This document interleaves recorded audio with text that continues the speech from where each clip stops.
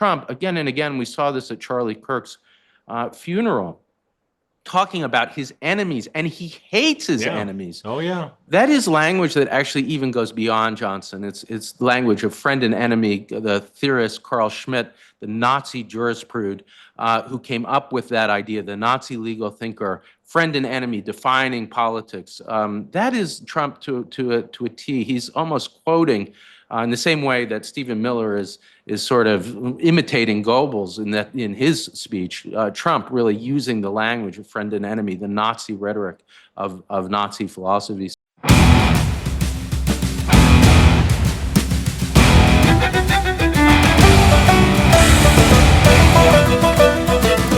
Amazing book, Separation of Church and Hate, and what an honor it was to do those two episodes about it. So listeners, if you didn't hear them, go back and listen to, it wasn't true then, but it certainly is true now. New York Times bestselling author John Fugelsang's interview on separation of church and hate. I nabbed a bestseller for my interview, and I'm really thrilled.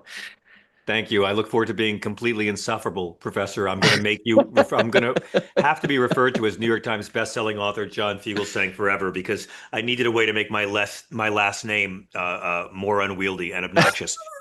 You, however, have a great piece in The Guardian this week that I'd like to begin by talking about. Everybody should read this. We touched on some of these themes last week, but your piece published in The Guardian is called "Trump Has Forgotten His Oath of Office. History Will Not Remember Him Kindly." And you write in it that these presidents, they're not judged by whether violence occurs on their watch. You're right, they're judged by how they respond to it. Can you explain how that historical test has played out? I mean, more recently, we can talk about George W. Bush and how he took violence and used it to invade the wrong country and lead us to financial ruin. But I want to ask about that historical test from Lincoln's appeal to the better angels of our nature to Andrew Johnson's disastrous failure of leadership. Yeah, I mean, part of the idea of the piece, and I should say it really came from our conversations on this podcast last week, where we were talking about how to think about violence historically, and that really got me thinking and solidified into this piece. And part of the idea is to try to think about how presidents should react to violence and the importance of their words by thinking about how Trump will be judged in the future. And one way to do that, of course, is by analogy. How do we judge violence of the past?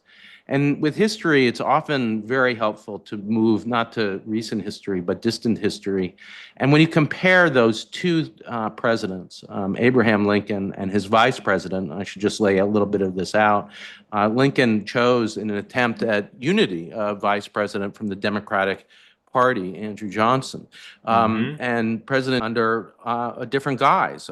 He didn't seek the end of slavery, the end of the 13th Amendment, but he certainly was a white supremacist and wanted a white supremacist traditional order. Values, Professor, traditional values. Can you stop using your woke words like white supremacist, please? I was going to say, that's the reality of American history, that you've got aspirational presidents like Lincoln, and then you also have others like Andrew Johnson. So let me get into it. I mean, how did they respond to violence? First of all, Lincoln, on the dawn of the Civil War, knowing really that war was inevitable, uses this phrase in the first inaugural, which is a speech entirely about the oath of office. It is an inspiration for this podcast and its name.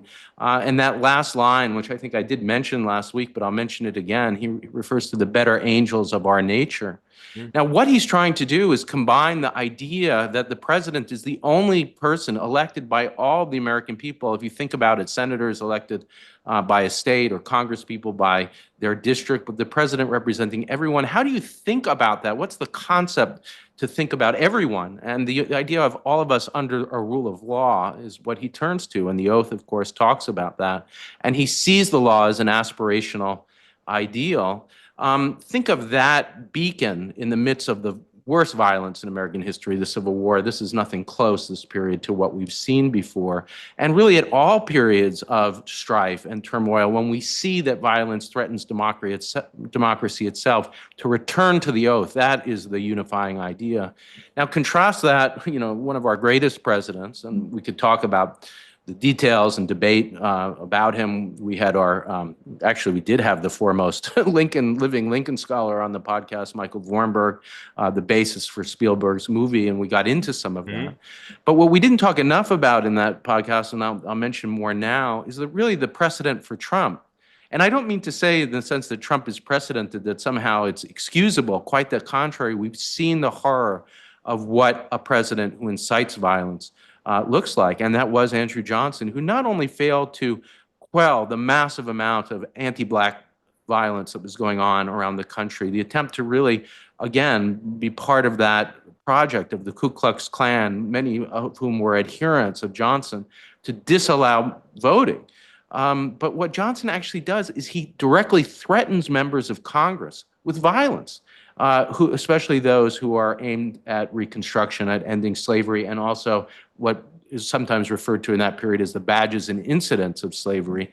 And so, one of our greatest presidents, one of our worst, how did they respond? One, lifting us up by talking about all Americans. One, threatening our destruction by not just failing to quell violence, but inciting it. And Trump, again and again, we saw this at Charlie Kirk's funeral, talking about his enemies, and he hates his enemies. Oh, yeah. That is language that actually even goes beyond Johnson. It's language of friend and enemy. The theorist Carl Schmitt, the Nazi jurisprudence, who came up with that idea, the Nazi legal thinker, friend and enemy, defining politics. That is Trump to a T. He's almost quoting in the same way that Stephen Miller is sort of imitating Goebbels in his speech. Trump really using the language of friend and enemy, the Nazi rhetoric of Nazi philosophy. So, and in some ways, of course, in the 19th century, Andrew Johnson is speaking, living, being president way before the Nazi period. But a lot of the ideas of racial violence, of race supremacy are definitely present in the literally violent rhetoric present in Andrew Johnson. So Trump is in the Johnson tradition, I guess is a way to put it. I think you're right. I've referred to him as a big Johnson in several ways. You emphasize, Professor, that the constitutional oath is a president's binding promise to all Americans, not just their party, not just their base. For our listeners, Corey, can you spell out what exactly that oath obligates a president to do in moments of national violence? Wow, that laugh was intense, partly because of the tense moment I think that we're living in. I know, you're a constitutional scholar, and I slipped in a dick joke to your podcast. I apologize in perpetuity. It's just not expected, but appreciated and unexpected. But now I've lost my train of thought. Well, let me ask you. I was saying, can you spell out what the presidential oath obligates a president to do in moments of national violence? Yeah, I think certainly to abide by the law is part of it, but I think it's more than that. It's to abide by this commitment to try to speak for all Americans. And so when Trump in particular singles out his enemies, and by the way, in that funeral speech for Kirk, which really turned into a campaign rally, what he's doing is he's calling out who his enemies are, and they are the Democratic Party. I mean, he just comes out and says it, or he talks about the left. He talks about how Charlie Kirk wanted to love his enemies and he wanted to hate them. I can't think of something more diametrically opposed to the oath, which is supposed to be about unity. That's a sort of simple way of talking about it, talking about the American people as a set, as an ideal, as entitled to the same rights. Yes. And when you split the polity into those who you're representing and are defending and those you're attacking, it really is nothing less than an assault on democracy. And there are a lot of symbols of that, but to me, this is the biggest, the really failure, not just failure to abide by the oath, but the attack on it. Well, and also the weaponizing of tragedy. This is what what I keep coming back to, watching the way people have conducted themselves after the awful, atrocious murder of Mr. Kirk, is that to me, this is Benghazi all over again. They're taking a tragic murder of Americans and they are exploiting that to increase their political gain. I mean, when Benghazi happened, first they tried to destroy Susan Rice with it. That didn't work, so they turned it on Barack Obama. Then they turned it on Hillary Clinton. And then Donald Trump was elected. And after January 20th, 2017, they never mentioned those 4 men killed in Benghazi again. And to our listeners, ask a right winger sometime. Can you name any of those four guys?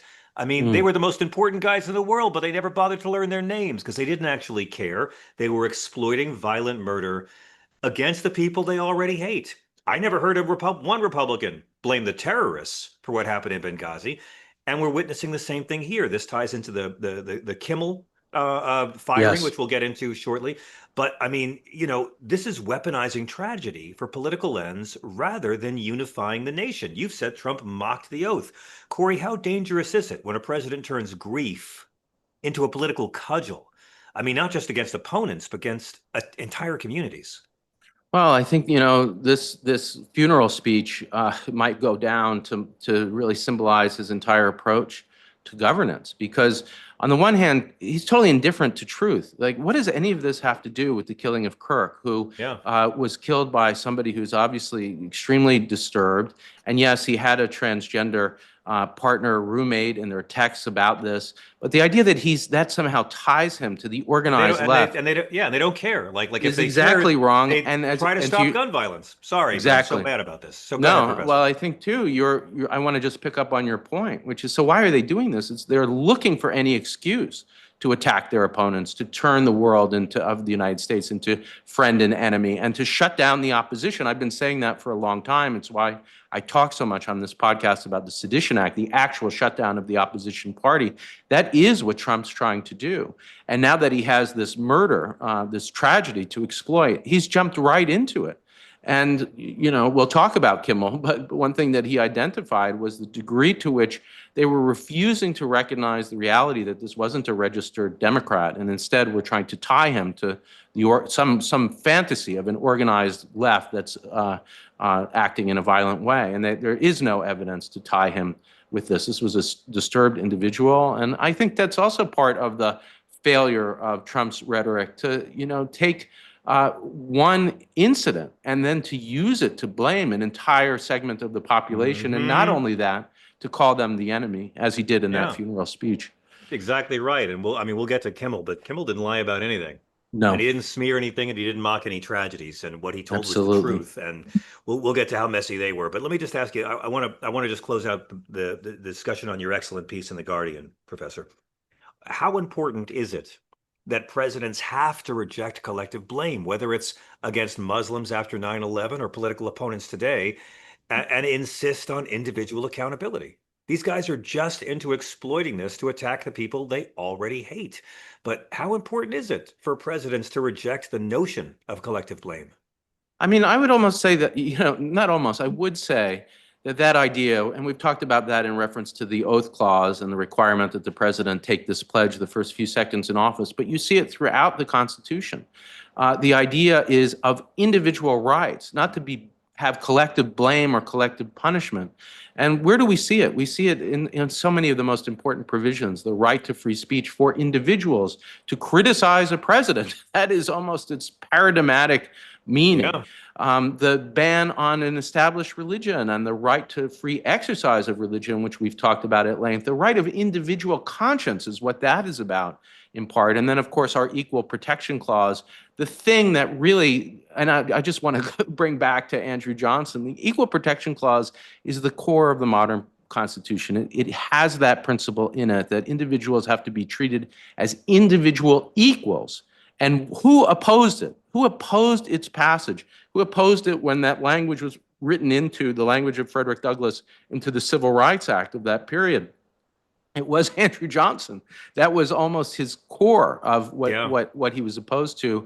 And the reason we have an amendment with those words in it was because the radical Republicans of the time, the same people that Andrew Johnson threatened, saw the importance of entrenching it in a constitution that couldn't just be removed by majority vote of the Congress and signed by the president. They wanted an amendment. That's how fiercely opposed they were to Andrew Johnson's white supremacy. So those two words, they are the two most important in the Constitution, stand for that idea of individual accountability, individual equality, and not blaming and putting individuals into stereotypical groups. And look yeah, Andrew Johnson took advantage of two national tragedies, the Civil War and the Lincoln assassination, and used them both to bring us back. And I remember being a kid and learning about Andrew Johnson and thinking, wow, I'm glad you'll never have another pro-Confederacy president in this country again.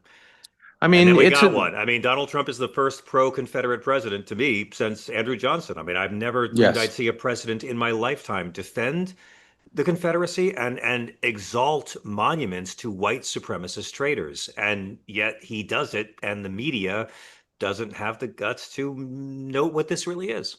The parallels are really frightening. I mean, one thing that people often ask is, well, MAGA has a movement, and this sort of white supremacist movement that's behind Trump isn't that different. And Malcolm Nance and I discussed this last week on his podcast. I'm sure it'll come up again when we have him on ours next week. His great podcast, of course, Black Man Spy. Isn't that different? That was one of the things he was challenging me on. And my answer to that is it is not unprecedented, because what you had in Andrew Johnson was not only a constituency, but the Ku Klux Klan and related groups, Yeah. white terrorists who were behind him. Those were his constituents. And he was catering to them when he threatened violence against pro-Reconstruction Republicans in Congress. And the repudiation, I should say, I mean, I want to leave on looking at the past, not on a down note, because there was an amazing recovery from the Johnson presidency, and that was with the subsequent presidency of Ulysses Grant, elected at the behest of Frederick Douglass, who used those words, equal protection, who, by the way, at the, Lincoln's second inaugural, called out Johnson, just, writes about how he spoke and saw the danger of that president right there in that moment. He tried I didn't to even meet know with that. him, I and mean, Johnson called himself a Moses. But just a quick sentence about Grant, because I want to show the hope here, even in this dire, dire moment. Grant prosecuted more than 1,000 members of the Klan and related terrorist groups for their racial violence in the 1868 election. He created the Department of Justice, which we're going to talk about, for that purpose. There was a recovery from Johnson, and of course, as you know, my theme will recover from this too. absolutely. So let me talk to you about Jimmy Kimmel, who will be recovering very well. I think the big story here, Corey, is that Donald Trump just saved Jimmy Kimmel's show, and maybe has kept Jimmy Kimmel on the air for longer than he would have if his meddling winged monkey henchmen didn't interfere. But this show was shut down. It's coming back now, but some say this is just Disney caving to pressure. Some say it's because the FCC chair leaned on Disney. We got some people saying it was government censorship. Others saying no, it was coercive self-censorship. It was definitely an abuse of power. I was on Piers Morgan yesterday. I had listened to so much false equivalency about this. I mean, there's no way this doesn't cross the line into a First Amendment violation, whether it's officially government censorship or not. It appears to be abuse of power right on the surface. This guy, Brendan Carr, Corey, he could have just done this quietly and put the screws to ABC, and ABC could have said, "Well, Jimmy, you're only 12% with the demo. We're going to have to cut your budget a bit and scale." But they could have done this. They could have done this under the radar, but they're so thirsty. They're so stupid. They want so much attention that he goes on Benny Johnson's zombie show and pretty much announces that we're going to be blackmailing private corporations into firing who we want if they want a merger to go through.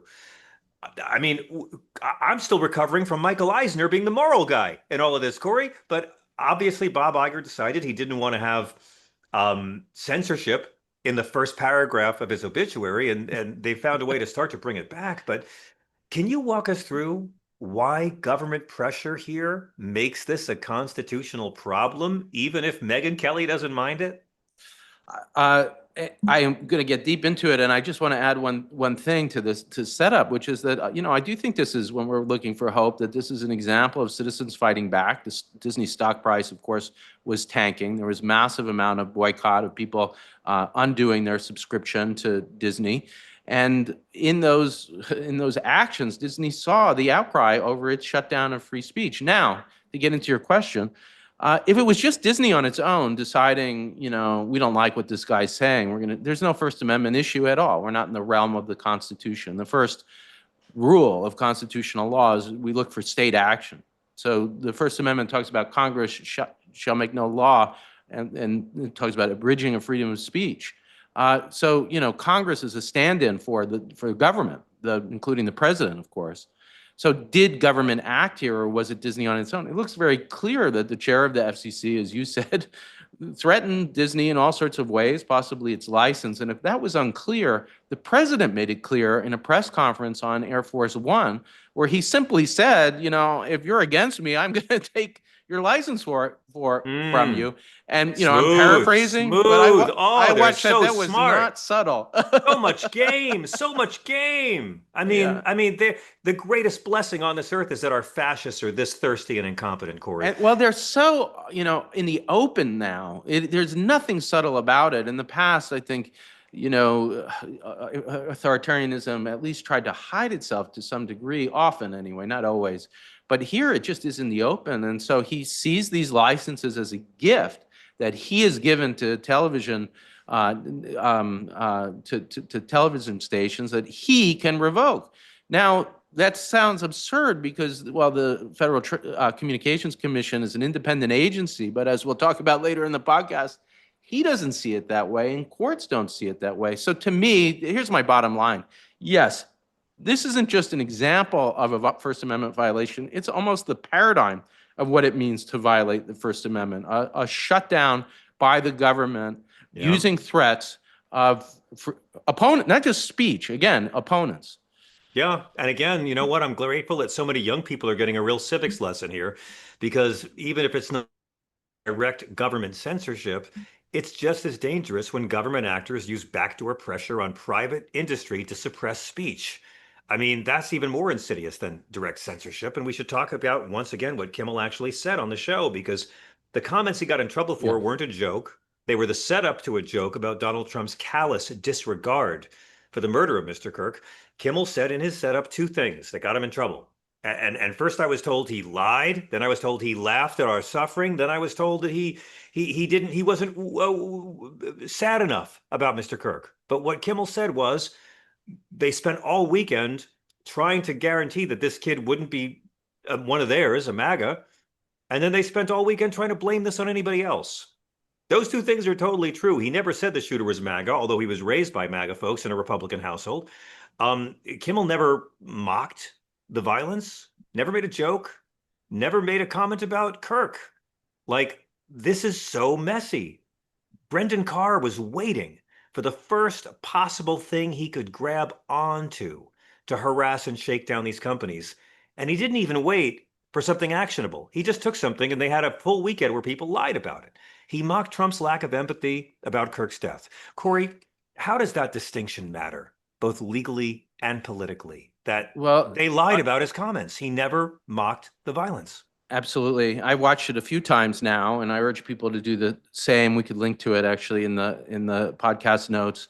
But what Kimmel does after that setup is he shows Trump being asked by a reporter, how do you feel in the aftermath of your friend and ally Charlie Kirk's death, thinking that they're going to get some emotional response. And if it was a normal human being with decent amount of empathy, of course they would.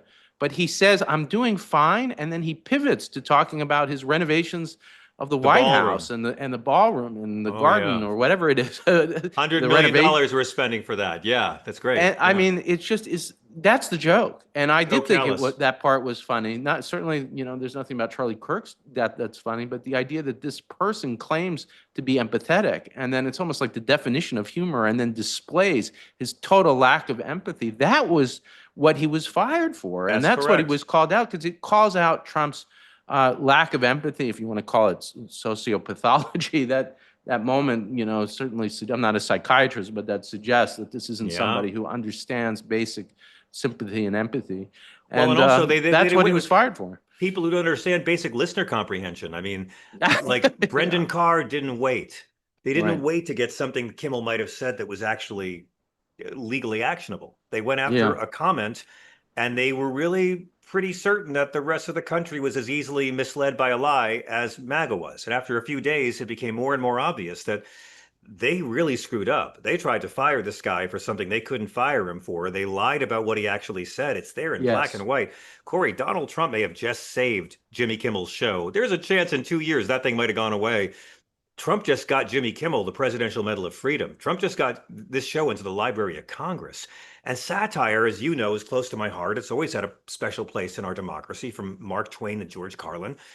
I mean, I think you agree with me that protecting satire is not just a First Amendment issue; it's essential to democracy. Do you see parallels between this crackdown and other moments in history where government tried to muzzle comedians or entertainers? I know where Goebbels did it a lot, but are there times in America when it's been done? Yeah, I think satire, it's a way of one of the most effective ways to respond to authoritarianism. Not to mention, it's why I wanted to do this show with you, the kind of combination of comedy and serious analysis. I think there's a lot of power in that. And early in the Republic, and I talk about the year 1798 a lot. Maybe one day I'll write a book called 1798. It's the most important and underappreciated year in American history. But what's happening is satire against John Adams. That's what's triggering it, mocking the president's son, among other things. And then one in particular of the most controversial, and sometimes historians cite this as well, why the satire was so violent or horrible. But at one point, Adams is referred to as a hermaphroditical figure. And that's not meant to say that he is, he's transgender or anything like that. That's not on the consciousness of people in the 18th Intersex, century. Professor. Intersex, you monster. Let's get our terms right. He's saying in particular, that's not the reference. They're saying, using that word to say that he's two-faced. Exactly. And, that results in prosecution after prosecution, that kind of criticism, saying basically the president is a hypocrite. And satire, of course, has a meaning behind it. It is criticism of the most powerful. Think of Saturday Night Live. Now, this president hates to be criticized, and he certainly hates to be mocked. Think of Obama's speech mocking him, for instance, before he'd even decided to run. Oh, yeah. You could see it in his face, the rage. And yet it is Saturday Night Live and all the related kind of satire from the late night shows is how we hold presidents to account. We humble them. We show they're not above the law that way, as much as courts are refusing to do that. And he wants to shut that down, make no mistake. And he almost succeeded. But for the actions, I think, of this boycott and Disney's stock price tanking, they might have succeeded. Amen. We have a lot more to cover, Corey. I don't know how your stomach is, but can you handle Pam Bondi and Stephen Miller when we come back? I'm ready. Okay, let's test the limits of hate speech and see if I can contain my own. Back in just a moment on The Oath in the Office. Welcome back to The Oath in the Office podcast. I'm John Fugelsang, joined by Professor Corey Brettschneider. Corey, let's talk about hate speech. Bribe Me Barbie, Pam Bondi. Who I've never seen a woman beg so publicly to be disbarred. She went on TV and she said, hate speech isn't protected by the First Amendment. Can you set the record straight, sir? Is there any hate speech exception to the First Amendment? I'm looking for asterisks on my copy of the Constitution. There definitely is no hate speech exception. And one of our first episodes was about this, actually. We talked about the two contrasting ideas. Certainly there are hate speech laws in much of the world, really the rest of the world. Germany, for instance, bans Holocaust denial. We protect it. That's right. Germany bans membership in the Nazi Party and display of the swastika. We protect even evil parties like the Nazi Party from existing and evil symbols like the swastika. The idea in the United States, as opposed to the rest of the world subscribes to an idea of militant democracy, that Nazism was so recent and dangerous that they're not going to take a risk it comes back. They'll try to ban it. Yeah. That isn't working so well for them. The AfD and other right-wing parties are rising up, and the banning things doesn't always make them disappear. But in our country, we take a different approach. We protect the speech, even evil opinions, because the idea is that the citizenry can handle it through satire, through criticism, through discussion. And so we only have very narrow exceptions to free speech protections for opinions, certainly. They include incitement, speech directed at imminent lawless action, basically immediate violence that's going to result. They include true threats, like you're protected even in burning a cross, for instance, on a field during a rally. The Klan, for instance, can do that as a matter of free speech. But you couldn't, as an individual, approach somebody and burn a cross on their lawn to try to threaten them. So we have these narrow exceptions of true threats and speech directed at immediate, basically, lawless action, immediate violence. But there's no hate speech exception. That is true in Germany. So she just was either lying or so uninformed that it's embarrassing, because It doesn't she matter anymore, misstated right? the law. She's only going to talk to media Either that's way. not going to ask follow-up questions. So she can say whatever she Right. wants to say. The folks at home won't know, and the FCC won't care if she's using our airwaves to spread Although lies. this This is time, where we're at. speaking of free speech, what worked were that the response from the public, including from people like Tucker Carlson, who came out and said, no, that's not the law. Her legal Yeah. advisors, including conservatives and progressives. And that was a good moment, too, in looking for hope, where the world really said, who is this person that doesn't know the most basic thing about our First Amendment free speech guarantee? And it's amazing how gloriously subjective they think it can be. I mean, why is what one person does hate speech? I mean, why is someone saying Charlie Kirk didn't fight for the actual teachings of Jesus and said a lot of racist crap? That's hate speech. But our buddy Kilmeade can go on Fox and Friends and say that we should murder all the homeless in America, including thousands of homeless vets, and that's not hate speech. It's a joke. But why does this myth persist, Corey, that hate speech is somehow categorically unprotected? I mean, what's the danger of public officials spreading this kind of misinformation? Well, I think you start to really get to it, which is that, if you have hate speech restrictions, first of all, the reason why a lot of conservative pundits turned on her and said the truth, which is that there is no hate speech exception to the First Amendment, is because they full well know that if there were such laws and they were laid Mm, out, for instance, in the reach. way that Germany does, they would be subject to them. Not Hmm. wouldn't be the left. I mean, Oh, it would be if Newsmax we would had be the a spirit German hate Halloween speech store. laws. It's not going to be the left. It's going to be, those on the right and extreme right. And yes, you saw a genocidal call to kill all homeless people on Fox News by this out of control pundit who still wasn't fired. Not No, only would he be fired in Germany, he would be prosecuted likely for language like that. yeah. And yes, I think it was genocidal. Let's kill them all with non-voluntary lethal injection was how he put Yeah, it. but again, it shows that they don't mean anything they say and they believe That's in nothing but their own power because they weren't interested in that's Kilmeade's right. truly hateful, evil, actionable comments because they couldn't use that for anything. Yeah, and it goes back to our discussion of Kirk's killer. They couldn't care less whether he actually was identified with a left-wing group or not. They're just motivated in Yeah, their reasoning to try to claim that. And now, what she's doing is something similar. She's like, I want to put these people in prison.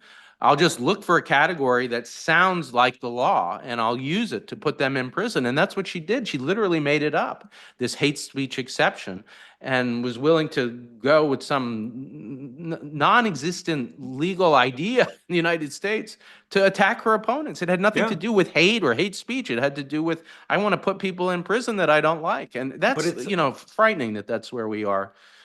but it's always a distraction because we can't talk about the guns. We can't talk about the easy access emotionally unstable 20-something males, white males, have to products designed to kill lots of people really fast. Again, this guy in Utah didn't use an AR-15, but what have we seen, Corey, after Dylan Roof shoots up a bunch of people with an AR-15, emotionally disturbed white 20-something? They make it all about the Confederate flag. This guy in Vegas shoots up 60 white folks at a country music concert. We make it about bump stocks. Now, a year ago, you got this Republican kid with a Republican gun taking a shot at Donald Trump in Pennsylvania, and they made it all about, oh, the left, the hateful rhetoric of the left. And now another Republican kid shoots at another Republican, and they try to make it about the left again, the irritating woke people who keep fighting for gun control. It's the gun control people's fault that this kid easily had a weapon. I mean, I'm trying to think, Corey, we discussed this on Sirius XM, but other examples where courts have explicitly upheld even hateful or offensive speech under the First Amendment. I think Larry Flint, first of all, but there's other cases where this has happened. Yes, I mean, probably the two most important involved speech of the extreme right, and it was the case for much of American history in the early 20th century. First and foremost, that much of the speech of the left, of communists and anarchists, was shut down. But that started to change. Partly, people think I say this because I teach at Brown, but there was a Brown professor who taught First Amendment, taught the same class as I did, who was the most influential person on American jurisprudence, and his work mattered. He was a critic of the Red Scare, of the prosecutions of the left, named Alexander Meiklejohn. He gave a simple way to understand why the law needed to protect all opinions, and with only these narrow exceptions. He said, imagine that we're all living in a New England town meeting. And in a democracy, everybody's allowed to speak. And most importantly, not to just hear your own voice, but to hear the voice of others, to see what you really think as a voter. And he said, imagine the moderators started to pick and choose who got to speak. Say we're going to build a bridge on north side of town or south side of town. That's the question before the meeting. And he's like, I don't like the north side of town idea. I'm not going to allow that.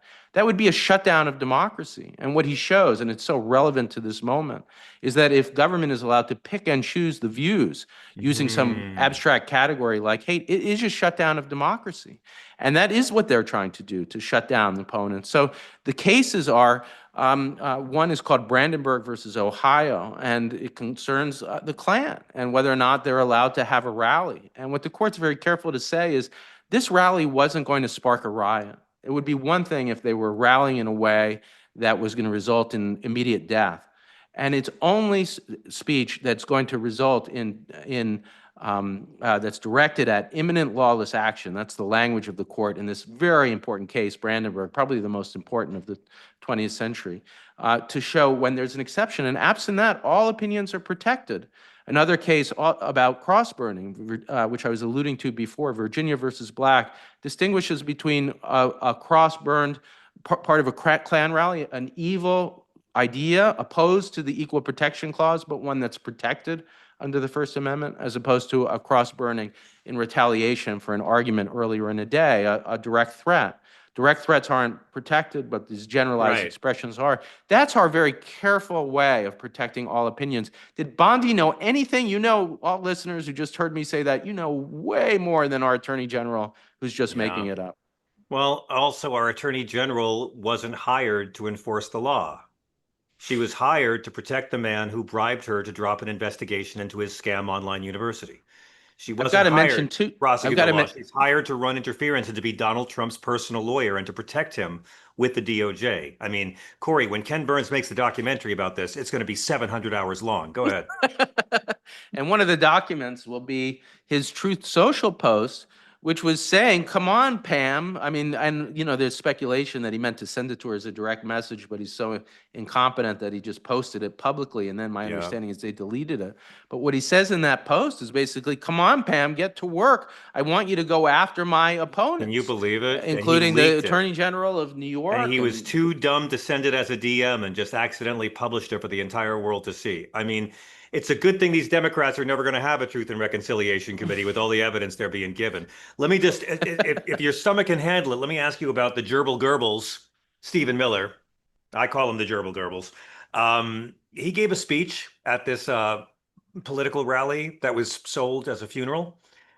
And I'll repeat, it was a funeral. And it was really into the broader pattern of authoritarian rhetoric we've gotten used to. He was themes of blood purity, vengeance, enemies of the state. A lot of folks have already done side-by-side comparisons of an actual Goebbels speech with Stephen Miller. And look, I love America. I think it's great that in this country, a young Jewish boy can grow up to be a Nosferatu Nazi. I think it's fantastic. But from a constitutional perspective, when rhetoric edges toward incitement, toward fascist ideology, anti-democracy, anti-constitutional protections, where's the line between protected speech and actual threats to democracy? It's not unconstitutional to say we want to destroy the Constitution.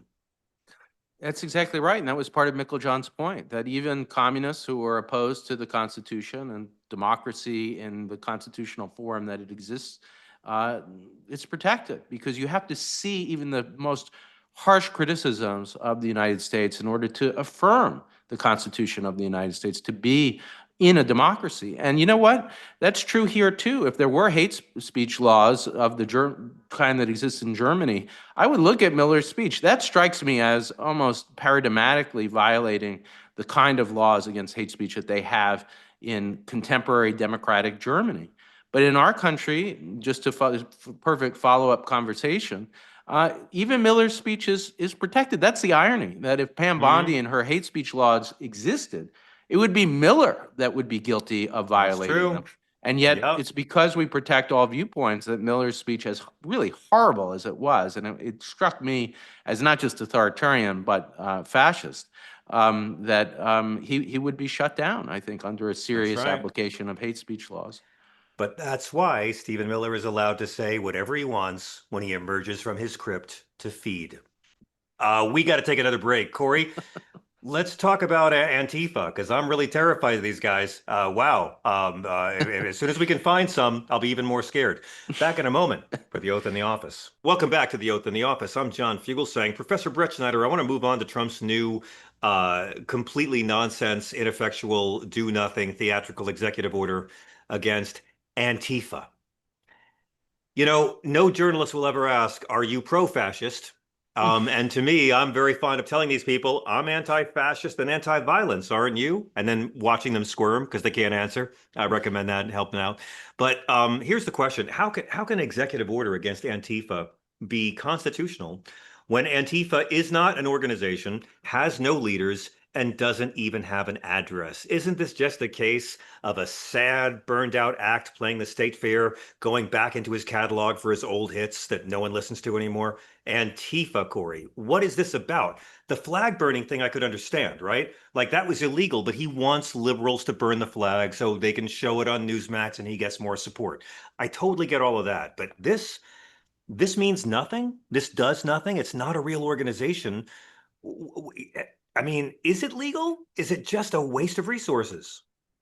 Well, I think, certainly if he acts on it and the content of what the order is doing certainly is a violation of the First Amendment. We really, we have so many different stories for this week, but they have a common theme, which is that the attempted shutdown of the opposition and the imagined opposition in the case of Antifa, which I'll say a little bit about, a little more about, is really an attempt to shut down the Democratic Party or the opposition that you don't agree with. And they're all a subterfuge for that. First of all, there's no evidence, and we said this before, that this shooter was involved with any organization of the left, much less something called Antifa, which my understanding is at best, an extremely loosely organized set of activists. And so, what's really going on in the executive order? It is part of what he said in the Kirk speech, an attempt to shut down the opposition. Maybe one of the things as we look for hope in the moment is, I am concerned that we are not just inching towards dictatorship, but that we're on the borderline of being there. And there might be a moment in which future historians might look back at what we're facing now and will say, as they do in Chile, that a period of democracy was interrupted by the dictatorship. That doesn't mean we Right. won't recover. But that's what these themes are. I mean, if I had one way of understanding what a dictatorship as opposed to a democracy is, it would be the shutdown of the opposition and the desire to do it.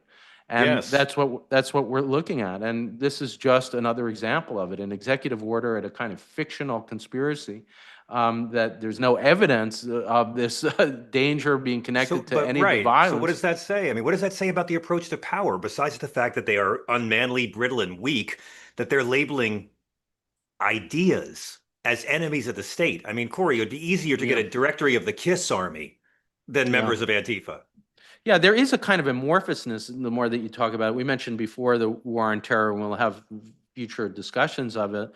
But, as much as Al Qaeda was a real organization, the war on terror was such an amorphous idea that it could be used in ways, abused in ways that shut down constitutional rights. And my worry is, yeah, and not my worry, I'm confident that it's the same idea here. You declare war on some amorphous idea, and then that gives you all sorts of license to violate the actual liberties of actual people. But like, I'll get off this in 1 second. But do executive orders like this, don't they undermine constitutional protections for freedom of association or Yeah. dissent? It's I just mean, intimidation, right? it is what an executive order is, just to break it down, is a directive given by the president to his own agencies to act. And that's why it's not just a, silly sentence. It's not like a speech. It is a directive. So the Department of Justice, Homeland Security, all of these agencies are seeing this and they're going to start doing things. Now, are they going to do things? This is where we start to get into the question of whether we've violated the law, that are Yeah. targeting people for their opinions. I think yes, and that's not just a violation, it's almost the paradigm of what it means to violate the First Amendment. So let me move on then to the Supreme Court's decision. allowing Donald Trump to fire Democratic FTC Commissioner Lisa Slaughter. Oh, we've talked a lot about this and the unitary executive theory, but I mean, they're letting him do it. I don't know if they would have let a Democratic president do it to a Republican. What does this ruling mean, Professor, for the balance of power and more importantly, for the independence of regulatory agencies? Wow, I've been predicting that this is going to happen, and now we have on the shadow docket, the emergency docket, an order that basically says we're going to consider getting rid of not just a precedent, but this is equivalent to the reversal of Roe versus Wade, a core idea that's been part of American history really since the New Deal period. And the idea, and I should say, actually, it goes back earlier than that, not just the New Deal. It's a long, long-standing idea that Congress can protect its own laws by protecting the civil servants charged with carrying it out. And one way that it's done that is by creating independent agencies. That's a technical term to distinguish them from other agencies that are at the behest and control of the president. Like the Defense Department, for instance, is Right. not an independent agency. But what these special agencies do, and the Federal Trade Commission is one of them, is Congress insulated them from politicization, from threatening to fire They people sure at will. tried to. The Federal Reserve is another one. And she tried to stand up for her independence, and the president resisted. And the lower courts, what they said, which is the law, is under a case called Humphrey's Executor, Congress can do this. It can protect civil servants and independent agencies from being fired, and actually the leaders of these agencies in the case of the commissioners. And Trump is trying to destroy that. Why? Part of the attempt of an authoritarian takeover is if you have within the government officials who can't be fired, well, then that's an impediment to your authoritarian agenda. So he's getting rid of it. Now, the right thing Yeah. for the courts to do, any normal court would say, you can't do that. But this court, and there is a very conservative movement going back to the 1980s and the Meese Justice Department that has wanted the president to have total control over the executive branch, and they're about to hand it to him. It is, in a sense, giving him authoritarian power on a platter, behest and the Oh, gift yeah. of the Supreme Court.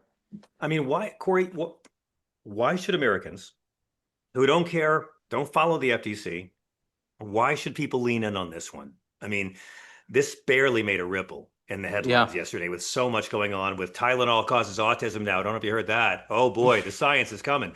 But I mean, what is the bigger constitutional principle at stake here? Why should Americans care about the FTC and what's going on?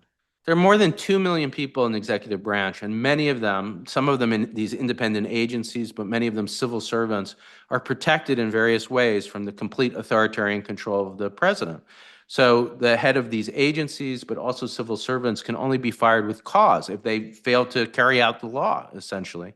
And this president doesn't like that. So now he's using this boring case, the FTC case, that isn't getting anywhere close to the attention, to start to rip into those protections. Eventually, his job is, and think about it, total control over more than 2 million people. That is an enormous amount of an army. This isn't even counting the military, which has commander-in-chief he controls, an enormous army to carry out an authoritarian agenda. And the reason why this should be the front page news story and why we've talked about it so much is under this idea called the unitary executive. The president is the only executive branch official with total control over the entire thing. That's the theory, flawed in my view. He's about to seize control of the entire government. Now, we still have this thing called the Pendleton Act. It protects civil servants from firing at will, from being roped into his authoritarian cause. But I think that's next to go. So, Corey, looking at all of this we've been discussing for the pod today, we're looking at cracking down on satire, or at least pretending to crack down on satire, labeling Antifa as an organization, even though they don't even have a membership role, purging independent regulators. I think we're way beyond, do we see a larger authoritarian pattern emerging here? At this point, what can ordinary citizens do to resist this larger authoritarian pattern emerging, besides buy your books and mine and listen to this show? Well, the first is, not to give up hope. And even if this is a period of time that we will refer to in the future as the dictatorship, I think it very well might be. Dictatorships are not the end of the story. In Chile, there was a referendum, a movement, the No movement. I met actually one of the leaders of that movement, gave a lecture at Brown. It was an inspiring moment that I think about often. And even during Pinochet's dictatorship, there was a hope of recovery, and Chile did recover. So yes, I'm not hiding from the fact that this is authoritarianism. It is an attempt to shut down the opposition party. It is seizing control over the entire executive, more than 2 million people, independent agencies and civil servants. And yet, I don't think that it will succeed in the long term. That as my op-ed says, that we'll look back on this presidency as akin to Johnson, as a period of authoritarianism that we overcame.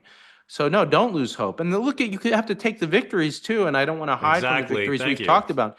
The Kimmel victory was huge. Disney It's was huge. definitely not going to save that show.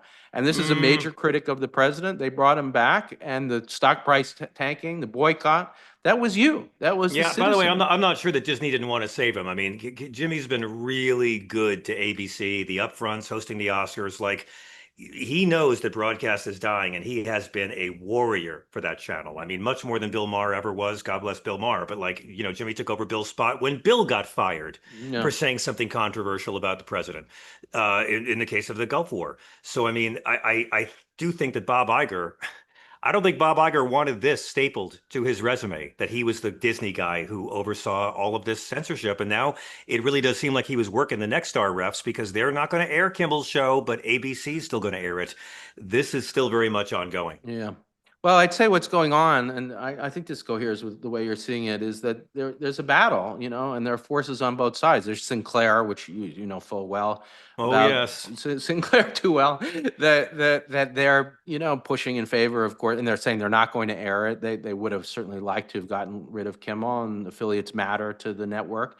But I also think, and this is what's so scary because it ties into our stories about the law firms, that when you have businesses, including Disney, thinking about mergers and acquisitions that are so in control of the executive branch, Trump could have started to really go after Disney by blocking all sorts of He sure could things have. they wanted to do that needs regulatory approval. So I'd say it's both, and when but I think the boycott tilted the balance and the tanking of the stock price.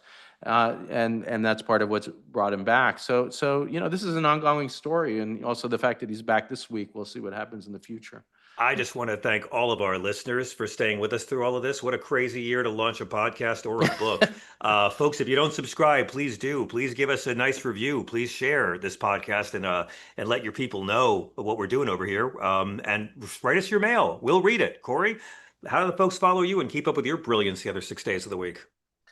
We did audience questions last week. If you want to send more in, they were amazing last week. Corey.brettschneider@gmail.com. I'm collecting them. You can also write to me on Blue Sky. My handle is Democracy Prof, and follow me there. We have an Oath in the Oath in the Office YouTube channel, and if you want to check it out, I've just launched brand new Substack, also the Oath in the Office. Right So. on. Brilliant. You guys can hear me every night on Sirius XM Progress 127. If you don't have that, we're a free podcast for Tell Me Everything. You can get every day wherever your podcasts are stored. I'm also on Substack. My book is called Separation of Church and Hate. It's a crazy week with a lot of media appearances, but if anyone gets this before the evening of the 25th, I want to let everybody know that I'm doing a big show to launch my book with the 92nd Street Y, legendary venue here in New York City. And the great comedian Cristela Alonso will be interviewing me. Cristela is an old friend of mine. I did the Bill of Rights concert with her and Dick Gregory and Louis Black a couple of years back. Her own Netflix special is premiering this week, but she's hopping on a plane to come here and host my event. It's going to be really fun, really funny. And you can see it live streaming. If you can't make it to New York City this Thursday night, go to 92ny.org and you can buy a ticket to watch the live stream show. I guarantee it'll be fun, and I guarantee it'll have something to offend your racist uncle. Professor, thank you so much for classing up this country and for the free constitutional education you give to all of us. Thank you for what you do. Thank you, John. And I'm going to just add one last sentence, which is thank you to all the listeners for the amazing reviews that keep coming in. Somehow we're still at 5 stars, more than 370 reviews, and on Apple Podcasts alone. So wherever you get your podcasts, whether that's Spotify or on Apple or any of the podcast distributors, be sure to hit that subscribe button, and that helps us out, and write a review. Brilliant. I want to thank all of you guys. Thank you to Wendy and Beowulf and everyone else. And I just want to remind you, I'm pretty sure that claiming Tylenol causes optimism, while incredibly stupid, is a lot more fun than having to defend an ongoing cover-up for wealthy child rapists. Let's not forget what's going on here. Release the files. I'm John Fugelsang. Thank you all for joining us on behalf of Professor Brettschneider on The Oath in the Office.